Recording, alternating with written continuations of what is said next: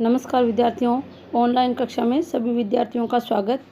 आज अपन दोपहर का भोजन कहानी का अध्ययन करेंगे, जिसके लेखक है अमरकांत। अमरकांत जी का जीवन परिचय देखिए। अमरकांत का जन्म उत्तर प्रदेश के बलिया जिले के नगरा गांव में हुआ। उनका मूल नाम श्री राम वर्मा है। उनकी आरंभिक शिक्षा बलिया में हुई। तत्पश्चात उन्होंने इलाहाबाद विश्वविद्यालय से बीए की डिग्री प्राप्त की। साहित्य सृजन में उनकी बचपन से ही रुचि थी। किशोर अवस्था तक आते आते उन्होंने कहानी लेखन आरंभ कर दिया था। अमरकांत ने अपने साहित्यिक जीवन की शुरुआत पत्रकारिता से की। सबसे पहले उन्होंने आगरा से प्रकाशित होने वाले दैनिक पत्र सैनिक के संपादकीय विभाग में कार्य करना आरंभ किया और यहीं वे प्रगतिशील लेखक संघ से भी जुड़े। इसके अतिरिक्त उन्होंने दैनिक अमृत पत्रिका तथा दैनिक भारत के संपादकीय विभागों में भी काम किया। कुछ समय तक वे कहानी पत्रिका के संपादन से भी जुड़े रहे। अमरकांत नई कहानी आंदोलन के एक प्रमुख कहानीकार है। इन्होंने अपनी कहानियों में शहरी और ग्रामीण जीवन का यथार्थ चित्रण किया है। वे मुख्यतः मध्यम वर्ग के जीवन की वास्तविकता और विसंगतियों को व्यक्त करने वाले कहानीकार हैं। वर्तमान समाज में व्याप्त अमानवीयता, हृदयहीनता, पाखंड और आडंबर आदि को उन्होंने अपनी कहानियों का विषय बनाया है। आज के सामाजिक जीवन और उसके अनुभवों को अमरकांत ने यथार्थवादी ढंग से अभिव्यक्त किया है। उनकी शैली को सहजता और भाषा की सजीवता पाठकों को आकर्षित करती है। आंचलिक मुहावरों और शब्दों के प्रयोग से उनकी कहानियों में जीवंतता आती है।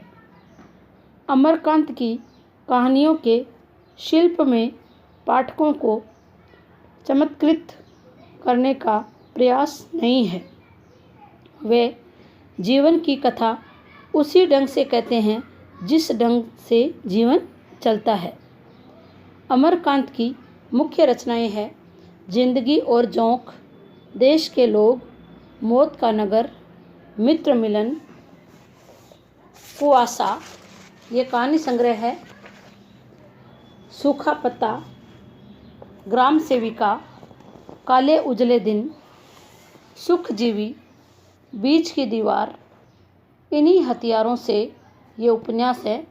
इन्हीं हथियारों से उपन्यास पर उन्हें 2007 में साहित्य अकादमी पुरस्कार से सम्मानित किया गया। सन 2009 में भारतीय ज्ञानपीठ पुरस्कार श्री लाल शुक्ला के साथ संयुक्त रूप से दिया गया। अमरकांत ने बाल साहित्य में भी लिखा है। इस पुस्तक के लिए उनकी कहानी दोपहर का भोजन ली गई है। दोपहर का भोजन गरीबों से जूझ रहे एक निम्न मध्यम वर्गीय परिवार की कहानी है। इस कहानी में समाज में व्याप्त गरीबी को चिन्हित किया गया है। मुंशी जी के पूरे परिवार को संघर्ष भावी उम्मीदों पर टिका हुआ है। सिद्धेश्वरी गरीबी के एहसास को मुखर नहीं होने देती और उसकी आँच से पहले परिवार को बचाए रखती है। शिल्प की सादगी और सहज संकेतों के माध्यम से कथा को प्रस्तुत करने की कला का उत्कृष्ट रूप इस कहानी में देखने को मिलता है। दोपहर का भोजन कहानी एक निम्न मध्यम वर्गीय परिवार की कहानी है।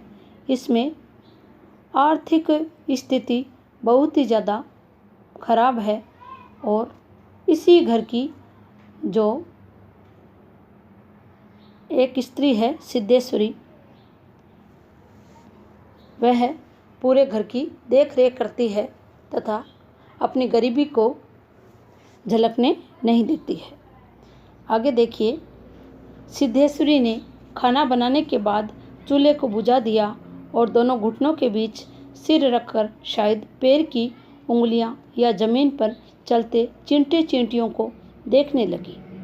अचानक उसे मालूम हुआ कि बहुत देर से उसे प्यास लगी है। वह मतवाले की तरह उठी और गगरे से लोटा भर पानी लेकर गटगट चढ़ा गई। खाली पानी उसके कलेजे में लग गया और वह हाय राम कहकर वहीं जमीन पर लेट गई। लगभग आधे घंटे तक वहीं उसी तरह पड़ी रहने के बाद उसके जी में जी आया। वह बैठ गई, आंखों को मल मल कर इधर उधर देखा और फिर उसकी दृष्टि ओसारे में अध टूटे खटोले पर सोए अपने 6 वर्षीय लड़के प्रमोद पर जम गई। लड़का नंग धड़ंग पड़ा था। उसके गले तथा छाती की हड्डियां साफ दिखाई देती थी। उसके हाथ पैर बासी ककड़ियों की तरह सूखे तथा बेजान पड़े थे और उसका पेट अंडियों की तरह फूला हुआ था। उसका मुंह खुला हुआ था और उस पर अनगिनत मक्खियां उड़ रही थी। वह उठी, बच्चे के मुंह पर अपना एक फटा गंदा ब्लाउज डाल दिया और एक आध मिनट सुन खड़ी रहने के बाद वह बाहर दरवाजे पर जाकर किवाड़ की आड़ से गली निहारने लगी। 12 बज चुके थे। धूप अत्यंत तेज थी और कभी कभी 1-2 व्यक्ति सिर पर तौलिया या गमछा रखे हुए या मजबूती से छाता ताने हुए फुर्ती के साथ लपकते हुए सामने से गुजर जाते। 10-15 मिनट तक वह उसी तरह खड़ी रही। फिर उसके चेहरे पर व्यग्रता फैल गई और उसके आसमान तथा कड़ी धूप की ओर चिंता से देखा। 1-2 क्षण बाद वह, जब उसने सिर को किवाड़ से काफ़ी आगे बढ़कर गली के छोर की तरफ निहारा तो उसका बड़ा लड़का रामचंद्र धीरे धीरे घर की ओर सरकता नजर आया। उसने फुर्ती से एक लोटा पानी ओसारे की चौकी के पास नीचे रख दिया और चौके में जाकर खाने के स्थान को जल्दी जल्दी पानी से लीपने पोतने लगी। वहाँ पीढ़ा रखकर उसने सिर को दरवाजे की ओर घुमाया ही था कि रामचंद्र ने अंदर कदम रखा। रामचंद्र आकर धम से चौकी पर बैठ गया और फिर वही बेजान सा लेट गया। उसका मुंह लाल तथा चढ़ा हुआ था। उसके बाल अस्त व्यस्त थे और उसके फटे पुराने जूतों पर गर्द जमी हुई थी। सिद्धेश्वरी की पहले हिम्मत नहीं हुई कि उसके पास जाए और वह वहीं से भयभीत हिरनी की भांति सिर पर उचका घुमाकर बेटे को व्यग्रता से निहारती रही।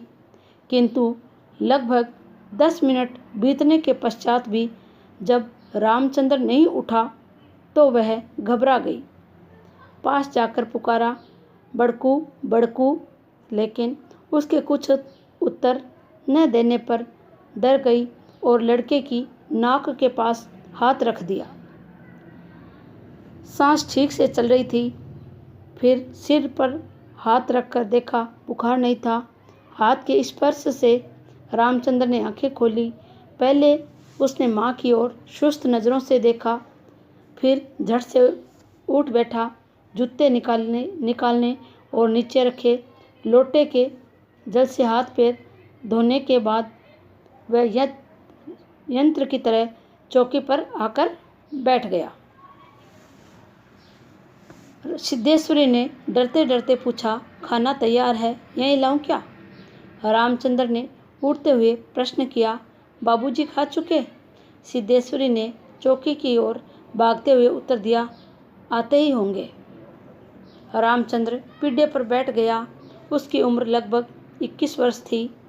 लंबा दुबला पतला, गोरा रंग, बड़ी बड़ी आंखें तथा होठों पर झुर्रियाँ। वह एक स्थानीय दैनिक समाचार पत्र के दफ्तर में अपनी तबीयत से प्रूफ रीडरी का काम सीखता था। पिछले साल ही उसने इंटर पास किया था। सिद्धेश्वरी ने खाने की थाली लाकर सामने रख दी और पास ही बैठकर पंखा करने लगी। रामचंद्र ने खाने की ओर दार्शनिक की भांति देखा। कुल 2 रोटियां, भर कटोरा, पनियाई दाल और चने की तली तरकारी। रामचंद्र ने रोटी के प्रथम टुकड़े को निगलते हुए पूछा, मोहन कहाँ है?